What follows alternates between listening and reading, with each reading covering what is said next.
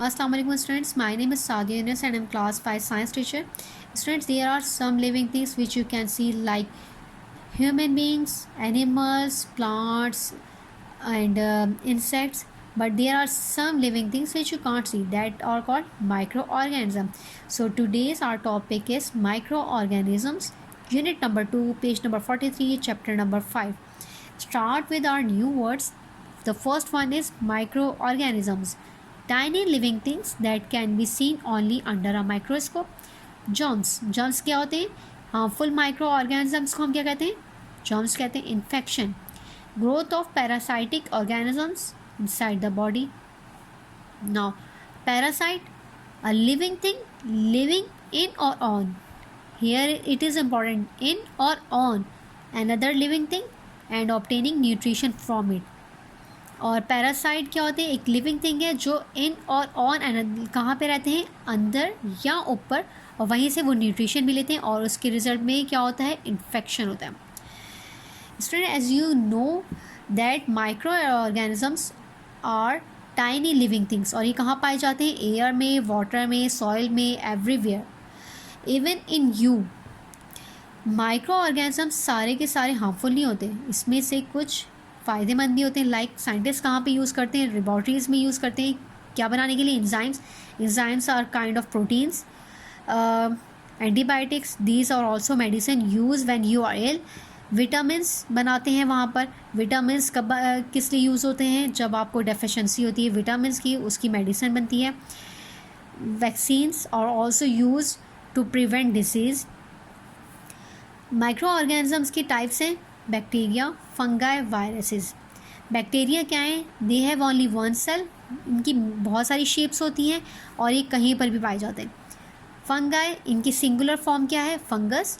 और ये कहाँ पे ग्रो करते हैं? डेड एंड डिकेइंग मैटर में. डिकेइंग मैटर क्या है? आपके घर में अगर ब्रेड काफ़ी दिन तक रखी हुई हो स्टूडेंट्स, और वो रूटन हो जाए, उसके अंदर फंगस लग जाए, like blue and green colour का कोई मैटर आ जाए, उसको क्या कहते हैं? फंगाई कहते हैं. तो वहीं पर ही फंगाई क्या करता है? ग्रो करता है डिकेइंग मैटर पे, मीन्स गले हुए और वेस्ट मैटर पे. वायरसेस क्या हैं? Smaller than other microbes. बाकी माइक्रोब्स से क्या होते हैं? छोटे होते हैं. और कहाँ पे रहते हैं? Inside the other living things. Student, as I told you, micro organisms are not all harmful. सारे के सारे हार्मफुल नहीं होते. कुछ इसमें से हमें एडवांटेज भी देते हैं, लाइक मैंने आपको जैसे बताया कि लेबॉर्ट्री में यूज़ होते हैं. और क्या है? बैक्टीरिया कहाँ पे यूज़फुल है? Bacteria help in digestion of some animal, also use to prepare cheese, curd, vinegar. और फंगाई किसके लिए यूज़ होते हैं? सम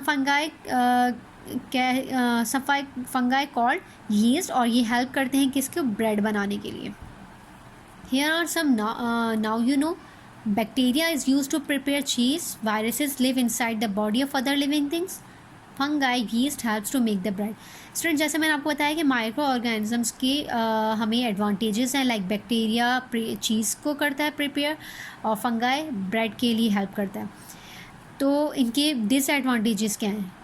तो क्या है? सबसे फर्स्ट, बैक्टीरिया लेकर आता है डिजीज़. कौन सी? Typhoid, food poisoning, tuberculosis. Viruses कौन सी डिजीज़ लेकर आते हैं? Like common cold, influenza, bird flu, swine flu, polio and these days corona virus. Fungi कौन सी डिजीज़ लेकर आता है? Skin disease like ringworm, dandruff. ये भी डिजीज़ किसके थ्रू हुई है? हमें फंगाई की. इन्फेक्शन का स्टूडेंट्स मैंने आपको जैसे न्यू वर्ड्स में बताया था कि पैरासाइट्स होते हैं और जिस बॉडी पे हो जाते हैं वहाँ पर क्या होता है? इन्फेक्शन हो जाते हैं. लेकिन ऐसा भी कंसिडर किया जाता है कि कुछ माइक्रो ऑर्गेनिजम्स भी इन्फेक्शन का सबब बनते हैं, like virus, bacteria and fungi. अगर किसी पर्सन को इन्फेक्शन हो गया है तो वहाँ पे जर्म्स ग्रो करते हैं. तो वो जर्म्स सिर्फ उसी इन्फेक्शन को ग्रो नहीं करते, वो बहुत सारी और भी डिजीज़ को लेकर आते हैं. क्यों? क्योंकि वो पर्सन जिसको इन्फेक्शन हुआ है वो क्या होता है? वीक होता है और इल होता है. लेकिन अगर हेल्दी पर्सन होगा तो वो क्या करेगा? स्ट्रांगली फाइट कर सकेगा उन इन्फेक्शंस को. अच्छा, अब आते हैं ट्रांसमिशन. ये कैसे ट्रांसमिट होते हैं आपके अंदर या किसी और पर्सन की बॉडी में? तो दो तरीक़ों से हो सकते हैं. एक होता है डायरेक्ट और एक होता है इनडायरेक्ट कंटेंट. डायरेक्ट कंटेंट कौन सा होता है? कि आप टच करते हैं इन्फेक्टेड बॉडी फ्लूइड्स को, जहाँ पे कोई लिक्विड हो, किसी बॉडी पे लिक्विड टाइप का कोई इन्फेक्शन लगा हुआ हो, या फिर आप ड्रिंक कर लें और ईट कर लें कंटेमिनेटेड फूड को, या फिर इनहेल कर लें कंटेमिनेटेड। अगर ओपन एयर में आपका फूड रखा हुआ है और पानी रखा हुआ है, आप क्या करें, उसको यूज़ कर लें। वहाँ तो माइक्रो ऑर्गेनिजम्स हार्मफुल होंगे ना, तो क्या करेंगे, आपकी बॉडी के अंदर चले जाएंगे, आपको इन्फेक्शन हो सकेगा। सेकेंड, किस तरीके से हो सकते हैं कि अगर किसी पर्सन को इन्फेक्शन हुआ हुआ है और उसने टच कर लिया है किसी टॉय को, फर्नीचर को, डोर नॉब्स को, टॉवल को, और आपने भी वहाँ पे जाके विदाउट एनी सैनिटाइज़र और मास्क और any glove you touch them, you touch these things, आपको भी क्या हो जाएगा, इन्फेक्शन हो जाएगा। इन्फेक्शन 3 तरीक़ों से होता है, आपकी बॉडी में जाता है, माउथ, नोज़ एंड आइज़। लेकिन अगर आपकी बॉडी में कोई वाउंड हो, ओपन वाउंड हो, तो वहाँ से भी आपके माइक्रो ऑर्गेनिजम्स जो हैं आपकी बॉडी के अंदर जा सकते हैं। स्टूडेंट, पर्टिकुलरली जनरली होता क्या है कि वायरल इन्फेक्शन जब होता है आपकी पूरी बॉडी को इन्फेक्ट करता है। Here I highlighted viral infection involve many parts of the body और body system at the same time. Like अगर आपको कॉमन कोल्ड होगा तो सिर्फ आपके नोज़ पे इफेक्ट नहीं होगा, आपको कफ भी शुरू हो जाएगी, आपकी हेडेक भी होगा, बॉडी एक भी होगा, और आपको साथ में फीवर भी हो जाएगा। लेकिन कुछ इन्फेक्शंस ऐसे होते हैं जो सिर्फ आपकी बॉडी की एक ही पार्ट पे अफेक्ट करते हैं। लाइक अगर आपको आइज़ पे इन्फेक्शन हुआ है तो आइज़ पे ही होगा। और बैक्टीरियल इन्फेक्शन भी ऐसे ही होते हैं, अगर आपकी बॉडी में कहीं पर बैक्टीरियल इन्फेक्शन हुआ है तो आपको वहीं पर ही रेडनेस होगी, स्वेलिंग होगी, पेन होगा, या फिर आपकी किसी वाउंड पे बैक्टीरियल इन्फेक्शन हुआ है, बैक्टीरियल इन्फेक्टेड है, तो आपको क्या है, उसी पे पेन होगा, बाकी बॉडी आपकी सेफ़ होगी। Protection, here you can see 2 pictures, there are clearly protection. Wash your hands regularly, और vaccination given to child at a proper time।